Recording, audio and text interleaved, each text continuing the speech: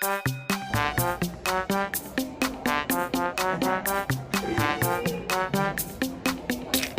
so funny, Zen Mark? Nothing, sir. Look at them.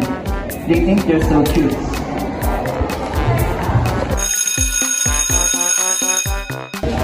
Are you ready, Lisa? Absolutely.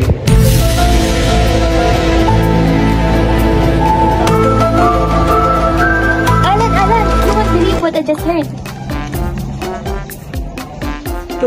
Oh my God! I can't believe it! This can't be real.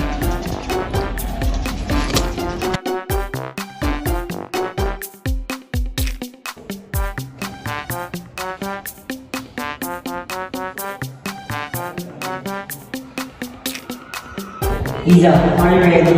Yes, ma'am. I'm so tired. Are you having fun? It's so hard. This is going to be fun. I'm going to post this. Hashtag nakaisa same one. Hashtag nilupay-pay ang katya. And hashtag isagad mo Mark. Yeah.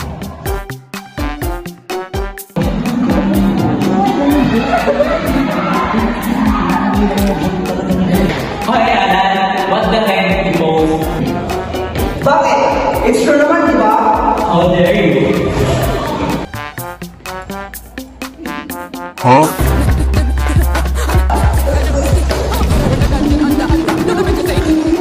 What's going on here? Let's go to the office now. Kapit mo, wag na kaming idamay-damay kung ano-anong ginagawa niyang mga istorya para sa aming pamilya dahil hindi kami nakikialam sa buhay ng mag-asawa kahit kapatid ko yung asawa mo, hindi ako kami nakikialam. Peke ka na nga. Peke ka pang gumawa ng balita. So you're telling me that you were just exercising? Yes, sir. Nothing else, nothing more. Totoo o chismis? Magandang araw mga kumain ng punay. Welcome sa Totoo o Chismis.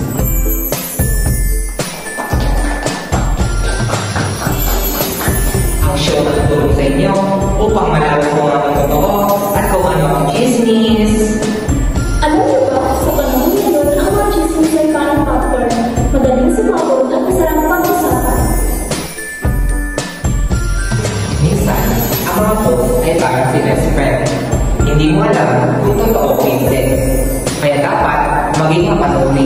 So here are the tips para malaman kung totoo ang nabasa mo. Tip number 1, suriin ang pinagmulan. Kung galing ito sa anong account, malamang hindi ito totoo. Tip number 2, mag-research natin. Huwag basta-basta maniniwala.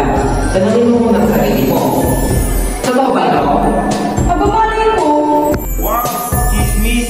Mag-comment na ako!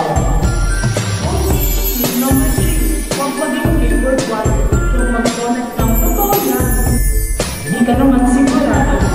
At kung may nakita kang post na sobrang outrageous, i-stamp mo na lang ng fake kasi baka mamaya ikaw pa magkuhang naman. Remember, think before you think.